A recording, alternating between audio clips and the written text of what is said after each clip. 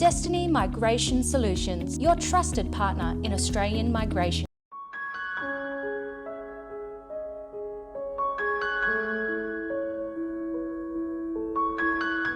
අදත් අපි destiny YouTube channel එක හරහා මේ ඔස්ට්‍රේලියන් මයිග්‍රේෂන් මේ වීසා ගැන කතා කරන තවත් ඇත්තටම ඉතා මේ පොඩි වැඩසටහනක් අද අපි පොඩි වැඩසටහනක් කියලා අදහස් කරන්නේ අපි ඇත්තට පහුගිය කාලේ කල්පනා කරා දවසින් දවස අපිට අපේ මේ ක්ලයන්ට්ස්ලා මුණ ගැහෙනකොට ඔවුන්ට ඇති වෙන ප්‍රශ්න අපිත් එක්ක සාකච්ඡා කරලා විසඳ ගන්නකොට අපි ඩෙස්ටිනි මයිග්‍රේෂන් YouTube channel එක කරා අපි ඇත්තටම දැන් තීරණය කළා තියෙනවා යම්කිසි සතියක හෝ දෙකක අපිට ඒ වගේ හම්බ වෙන කොමන් ප්‍රශ්න අපි තේරුම් ගන්නවා. එතකොට මේ ප්‍රශ්න ගොඩක් අයගේ ප්‍රශ්න වෙන්න පුළුවන්.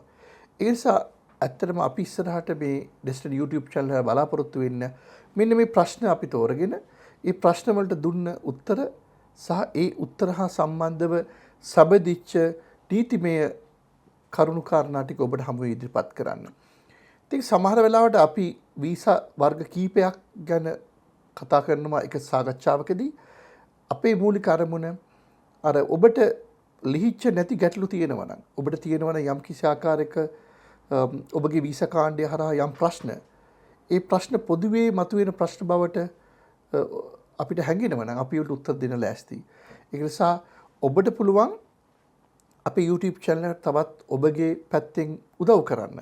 ඒ උදව් කරන්න තමයි ඔබට පුළුවන් ඔබගේ ප්‍රශ්න තියෙනවා නම් ඔබ YouTube channel එක හරහා comment section එකට දාන්න පුළුවන්. හැබැයි කරුණාකරලා ඔබ තේරුම් ගන්න අපිට මේ comments channel අපේ මේ YouTube channel එකට දාන comments වලට යම්කිසි ආකාරයක උත්තර දෙන්න හැකියාවක් නැහැ. නමුත් අපි උත්තර දෙන්න උත්සාහ කරනවා ඒවල සාරය අරගෙන ඒවල සමරි එක අරගෙන සාරාංශය අරගෙන අපි උත්සාහ කරන්නම් මේ YouTube අපේ වැඩසටහන් වලදී ඒවලට උත්තර දෙන්න පොදුවේ.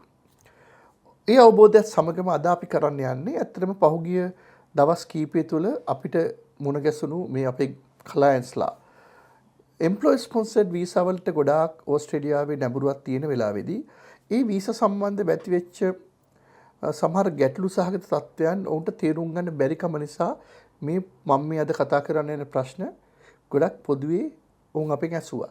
ඒකට දුන්න උත්තර අද අපි ප්‍රශ්න 4ක් තෝරගෙන තියෙනවා. ඒ ප්‍රශ්න 4 සහ ඒකට තියෙන නීතිමය රාමුව සම්බන්ධව අපි ඔබට අද මේ YouTube නාලිකාව හරහා අපි අරගෙන ඉන්න උත්සාහ කරනවා.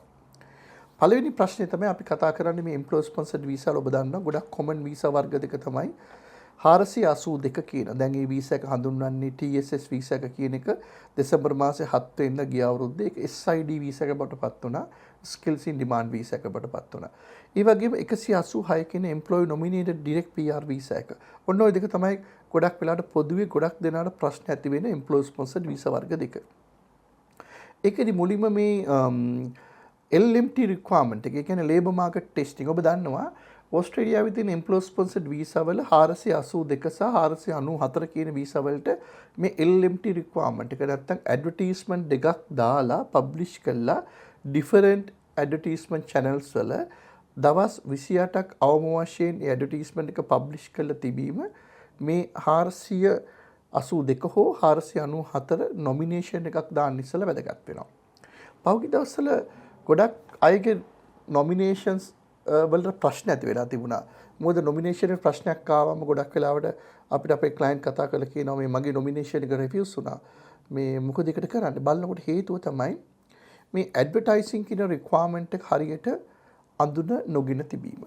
මේ advertising requirement එක යටතේ මේ දවස් 28 කියන එක ඇත්තටම ගොඩක් අය කරලා තියෙනවා දවස් 28 කොටස් දෙකකට කඩලා. උදාහරණයක් වශයෙන් අපි Seek website එක ගැන හිතන්නකෝ. Seek website එකේ දවස් 28ක් අපි ඒක රන් කරන්න අවශ්‍ය නම් ඒ දවස් 28 කරන්න අවශ්‍ය වෙන්නේ එක්කෝ එක දිගටම දවස් 28ක් අපි රන් කරන්න ඕනේ. එහෙම නැත්නම් යම්කිසි දවස් ගානක් රන් කරලා ඔබ නවත්තනවා නම් ඒ නවත්තපු එක ඉවර වෙන්න ඉස්සර වෙලා නැවත ඒ වෙබ්සයිට් එකේම තව ඇඩ්වර්ටයිස්මන්ට් එකක් රන් වෙන්න ඕනේ. ඒ කියන එකම වෙබ්සයිට් එක. උදාහරණයක් විදිහට ඔබ ජනවාරි 1 වෙනිදා ජනවාරි 28 වෙනිදා ඇඩ් එකක් රන් කරන්න අදහස් කරනවා නම් ජනවාරි 1 ඉඳන් ජනවාරි 15ට එකක් රන් කළා ජනවාරි 16 නම් අනිත් එක පටන් ගන්න ඔබ LMT requirement එක satisfy කරන්නේ නැහැ. මොකද ඒ ඇඩ්ස් දෙකම කන්ටිනියස්ලි දවස් 28ක් ඕපන් වෙලා තියෙන්න ඕනේ. කන්ටිනියස්ලි දවස් 28ක් ඕපන් වෙලා තියෙන්න ඕනේ. LMT legal requirement එක satisfy වෙන්න. දවසක් හරි අපි බ්‍රේක් එකක් තිබුණොත් ඒ requirement එක satisfy වෙන්නේ නැහැ. හැබැයි ජනවාරි 1 වෙනිදා ඉඳන් ජනවාරි 15 වෙනිදා රන් කරනවා සීක් එකේ. ජනවාරි 13 තවත් එකක් සීක් එකේ පටන් ගන්නවා. ඒක ජනවාරි 28 වෙනකන් යනවා. ඔතකොට අර ඕවර්ලැප් පීරියඩ් එකක් එනවා එතන. ගැප් එකක් හටගන්නේ නැහැ. ඒක නිසා ඕන් LNP රික්වයර්මන්ට් එක සැටිස්ෆයි කරනවා. ඉතින් මම හිතන්නේ මෙන්න මේ වගේ ඊට සුළු අපි නොදන්න බොහොම සියුම් ටෙක්නිකල් කරුණු නිසා මේ නොමිනේෂන් රිෆියුස් වෙන වෙලාවල් අපි දකිනවා. ඒක නිසා මේ LMT ගැන ගොඩක් හොඳ සෙවිලෙන් ඉන්න ඕනේ. මොකද මම හිතනවා ඒක ඔබ වීසා ඇප්ලිකන්ට් කෙනෙක් විදිහට ඔබ දන්නේ නැති වෙන්න පුළුවන්. නමුත් ඔබගේ එම්ප්ලොයර් දැනගත යුතුයි සහ ඔබගේ එම්ප්ලොයර් යම්කිසි ආකාරයක මේ සම්බන්ධයෙන් ක්‍රියාත්මක කරන මයිග්‍රේෂන් ඒජන්ට් කන්සල්ටන්ට් ඕ ලෝයර් ඒ සම්බන්ධයෙන් දැනුවත් විය යුතුයි ඔබට අදාළ ව්‍යාපාරයට අදාළ ඇඩ්වයිස් එක දෙන්න. තවත් දෙවෙනි ක්වෙස්චන් එකක් තවත් කොමන් ක්වෙස්චන් එකක් අපිට පහුගිය කාලේ ආව අපේ ක්ලයන්ට්ස් ලගෙන් 186 කියන වීසා එක අපි දන්නවා මේ එම්ප්ලොයර් ඩොමිනේටඩ් වීසා එක 457 482 කියන වීසා කාණ්ඩ දෙකම දරපු ඕනම ඔකියුපේෂන් එකේ කෙනෙකුට දැන් පර්මනන්ට් රෙසිඩෙන්සි වීසා එක දාන්න පුළුවන් 186 වීසා එක අවුරුදු 2ක් පිරුණාට පස්සේ. ඔතකොට ගොඩක් අයට සිද්ධ වෙච්ච දේ තමයි ඔබට මතක නම් මේ 482 TSS වීසා කාණ්ඩය ක්‍රියාත්මක වෙච්ච ආකාරය medium and long term list එකේ ඔකියුපේෂන් එකකින් නම් ඔබගේ නොමිනේෂන් එක අප්‍රූව් වුණේ වීසා එක ඔබ දැම්මොත් ඔබට අවුරුදු 4ක් යනකම් පීරියඩ් එකක් හම්බ වෙනවා. ඒතර අවුරුදු 4ක පීරියඩ් එකක් හම්බ වෙච්ච කෙනෙකුට 186 වීසා එක අවුරුදු 2කින් දැමීම කිසි ප්‍රශ්නයක් නැහැ. ඔවුන්ට මොකද අවුරුදු 4කට වීසා එකක් ලැබිලා තිනවා. නැත්තම් මේ පීරියඩ් එක අවුරුදු 3කට ගත්තා නම් ඒත් ප්‍රමාණවත් අවුරුදු 2කින් පස්සේ PR එක ඉල්ලන්න පුළුවන්. නමුත් ඔබට මතක නම් ওই 482 තිබුණා short term category එකේ තිබුණා occupation සමහර occupation common occupation එකක් තමයි hospitality කියන cook කියන occupation එක restaurant manager කියන occupation ඒ වගේ දේවල්. ඒක අවුරුදු 2කට තමයි TSS වීසා එක හම්බුනේ මුලදී. අවුරුදු 2ක හම්බුනාම ඉස්සර ක්‍රමය තමයි අවුරුදු 2කින් පස්සේ නැවත අලුත් නොමිනේෂන් එකක් දාන්න ඕනේ. අලුත් වීසා එකක් දාලා 482 කියන වීසා එක දික් කරගන්න අවශ්‍යයි රට ඇතුළේ ඉන්න. 186 වීසා එක දාන්න මේ TSS වීසා එකේ ෂෝට් ටර්ම් ලිස්ට් එකේ අයටත් අනුමැතිය ලැබුණාට පස්සේ ඒ අයටත් හැකියාව තිබුණා අර medium and long term list එක වගේම අවුරුදු 2කින් පස්සේ PR එක දාන්න. නමුත් අවාසනාවකට දැන් ඔබ දන්නවා ඒ ෂෝට් ටර්ම් ලිස්ට් එකේ ආපුවට හම්බුනේ ඉනිෂියල් අවුරුදු 2යි. අවුරුදු 2ක් ඉවර වුණාට පස්සේ 181 වීසා එක දාන්න පුළුවන්. නමුත් දැන් 181 වීසා එක දාන්න බෑ අවුරුදු 2ක් ලැබිච්ච අයට. හේතුව අවුරුදු 2ක් වැඩ කරාට පස්සේ තමයි ඔවුන්ට 180 වීසා එක දාන්න අවස්ථාව තියෙන්නේ.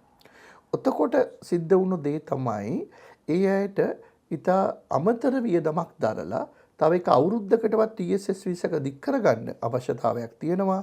ඒකට නොමිනේෂන් ෆීස්, ඒකට අදාළ වීසා ෆීස් ගෙවන්න වෙනවා. මොකද තව දවස් කීපයක අඩුවක් පිරිමහන්න 180 වීසා එක දාන්න ඔවුන්ට ඉතා විශාල වියදමක් සහ ප්‍රයත්නයක් දරන්න වෙනවා. අන්න ඒකට සහනයක් වශයෙන් මේ ඉමිග්‍රේෂන් එකේ නීතිය නෙමෙයි පොලිසි එක. ඒ කියන්නේ ඉමිග්‍රේෂන් එකේ රෙගියුලේෂන් එකට මේ පොලිසි එක යම් කිසි ආකාරයකට ෆ්ලෙක්සිබල් කරා පහුගිය කාලේ ඔබට ඒ අවුරුදු 2 ගත වෙන්න තව දවස් 5ක් ඊට අඩු ප්‍රමාණයක් නම් තියෙන්නේ. පොලිසි එක allow කරලා තියෙනවා අවුරුදු 2 පිරෙන්න ඉස්සෙල්ලා ඔබට 180 PR එක දාන්න අවස්ථාවක් දීලා තියෙනවා. මතක තියාගන්න මේක නීතිය වෙනස් වීමක් නෙවෙයි. යම් කිසි අවස්ථාවක ඩිපාර්ට්මන්ට් එක යම් ෆ්ලෙක්සිබල් අප්‍රෝච් එකක් තමයි දාලා තියෙන්නේ. 482 ඒ අවුරුදු 2 වීසා පීරියඩ් එකේ හිටපු අයට නැවත සැරයක් කර අනවශ්‍ය වියදමක් බිස්නස් එකකට දරන්න වෙනවා. වීසා හෝල්ඩර්ට දරන්න වෙනවා. අන්න ඒක නවත්වලා 186 කියන ඩිරෙක්ට් ට්‍රාන්සිෂනල් වීසා එක සමාවෙන ට්‍රාන්සිෂනල් වීසා එකට ඇප්ලයි කරන්න අවස්ථාව දීලා තියෙනවා. ඒ නිසා මතක තියාගන්න කවුරු හරි කෙනෙක් මේ ප්‍රොවිෂන් එක පාවිච්චි කරනවා නම් බොහොම පරිස්සමෙන් පාවිච්චි කරන්න. හේතුව මේ ප්‍රොවිෂන් එක ගොඩාක් වෙලාවට පාවිච්චි කරන්න වෙන්නේ අපිට පේන විදියට 482 නොමිනේෂන් එකයි වීසා එක අප්‍රූව් වෙනකොට ඒ ජොබ් එකේම ඒ වෙලාවේ නිරත වෙලා හිටපු අයට තමයි. මොකද ඒ අය තමයි ඒ අදාළ ඔකියුපේෂන් එකේ නිරත වුණේ ඒක අප්‍රූව් වෙනකොට. ඒ වගේම අදාළ පඩියත් නොමිනේෂන් එක හරහා අප්‍රූව් වෙච්ච පඩියත් ඒ වෙලාවේ උන්ට තියෙන්න ඕනේ. එහෙම නැති හැම අවස්ථාවකදී උදාහරණයක් වශයෙන් ඕවර්සීස් ඉඳලා එන 482 ඇප්ලිකන්ට් කෙනෙක් නම් කෙනෙක් මාසයක් දෙකක් ගන්නවා ඇවිල්ලා මේ සෙටල් වෙලා රක්ෂාව පටන් ගන්න. ඒ වගේම ඒ අදාළ පුද්ගලයා ඒ අදාළ 482 වීසා හෝල්ඩර් ඕස්ට්‍රේලියාව ඇතුළේ ඉන්න හැබැයි වෙන එම්ප්ලොයි කෙනෙක් ගාව වැඩ කරන්නේ අලුත් එම්ප්ලොයිට මාරු වෙන්න තව සුමාන කීපයක් ගත වෙනවා. අන්න එහෙම වුණාම මේ මිනිමම් මැක්සිමම් of 5 days කියන පීරියඩ් එක තුල නැත්නම් මේ few days තුල දාන්න පුළුවන් වීසා එක අවුරුද්දක පෙරෙන්න ඉස්සෙල්ලා කියන මේ දේ ක්‍රියාත්මක වෙන්නේ නැහැ. මොකද බොහෝ අයට අවුරුදු 2 නෙමෙයි අවුරුද්දයි මාස 10යි අවුරුද්දයි මාස 9යි අවුරුද්දයි මාස 11යි වගේ අවුරුදු දෙකට වඩා සෑහෙන වැඩි කාලයක් අඩු කාලයක් තමයි ඔවුන් වැඩ කරලා තියෙන්නේ. එතකොට ඔවුන් 186ට උන්ට අනිවාර්යයෙන්ම සිද්ධ වෙනවා අලුත් නොමිනේෂන් එකයි වීසා එකයි දාන්න. ඒ නිසා මට හිතෙනවා ඔබ පාවිච්චි කරන්න ඉන්නව නම් කවදා හරි මේ ප්‍රොවිෂන් එක ඔබගේ PR එක ඇප්ලයි කරන්න බොහොම පරිස්සමෙන් පාවිච්චි කර යුතුයි. ඒ තමයි අපගේ ඇඩ්වයිස් එක. තවත් අපිට තව කොමන් ක්වෙස්චන් එකක් තමයි මේ අර ගොඩක් අය පටලව ගන්නවා මේ 482 වීසා එක සහ 186 වීසා එක දානකොට මේකට අදාළ ෆීස් කවුද ගෙවන්න ඕන කියන එක. ඒක තාම මං හිතන්නේ අවුරුදු ගාණක් ගවර්න්මන්ට් එක මේ සම්බන්ධව ස්ථීරව අදහසක් ප්‍රකාශ කරලා තිබ්බට තවදුරටත් එම්ප්ලොයිස්ලාත් විශේෂයෙන්ම මේක පටලව ගන්නවා. එම්ප්ලොයිස්ලා ඒ කියන්නේ වීසා ඇප්ලිකන්ට්ස්ලාත් මේක පටලව ගන්න අවස්ථාවල් තියෙන නිසා මතක තියාගන්න 482 වීසා එකේදී ඒකේ තියෙන පළවෙනි පියවර ස්ටෑන්ඩඩ් බිස්නස් ස්පොන්සර්ෂිප් අප්‍රූවල් එකට සහ නොමිනේෂන් අප්‍රූවල් එකට අදාළ ඩිපාර්ට්මන්ට් ෆීස්, ලෝයර් ෆීස් ඕ ට්‍රේනින් ලෙවි කියන ෆීස් කිසි දෙයක් වැය කරන්න වීසා ඇප්ලිකන්ට් හැකියාවක් නැහැ. වීසා ඇප්ලිකන්ට් පුළුවන් ඔහුගේ වීසා ෆී එක සහ ඒකට අදාළ සම්බන්ධව ලෝයර් කෙනෙක්ගේ හරි මයිග්‍රේෂන් ඒජන්ට් කෙනෙක්ගේ ප්‍රොෆෙෂනල් ෆී එක ගෙවන්න පුළුවන්. 186 තියෙන එකම වෙනස තමයි 186 කොටස් දෙකක් තියෙනවා. ඒ තමයි නොමිනේෂන් ස්ටේජ් එක සහ වීසා ස්ටේජ් එක. නොමිනේෂන් ස්ටේජ් එකේදී ලෝයර්ගේ ෆී එක ගෙවන්න එක්ක කම්පැනියටත් පුළුවන් නැත්නම් එම්ප්ලොයර්ටත් පුළුවන්. එහෙම නැත්නම් ඒක වීසා ඇප්ලිකන්ට්ටත් පුළුවන්. හැබැයි නොමිනේෂන් එකට අදාළ ට්‍රේනින් ලෙවි ෆී එකයි ඒ වගේම ඒකට අදාළ ඇප්ලිකේෂන් ෆී එකයි ඒක වීසා ඇප්ලිකන්ට් නැත්නම් නොමිනීට පාස් කරන්න එම්ප්ලොයිට බෑ. ඒක නීති විරෝධී. නිසා ඒක එම්ප්ලොයි ඔබ්ලිගේෂන් එකක් විදිහට තමයි යන්නේ. ඒකට අදාළ වීසා රිලේටඩ් ෆීස් සියලු දේවල් ඒ එම්ප්ලොයිට නැත්නම් වීසා ඇප්ලිකන්ට්ට දරන්න පුළුවන්. නිසා ඒ සම්බන්ධව ඔබ දැනුවත් වෙන්න. මොකද මේ හා සම්බන්ධ ඕස්ට්‍රේලියාවේ නීතිය ඉතා තදයි.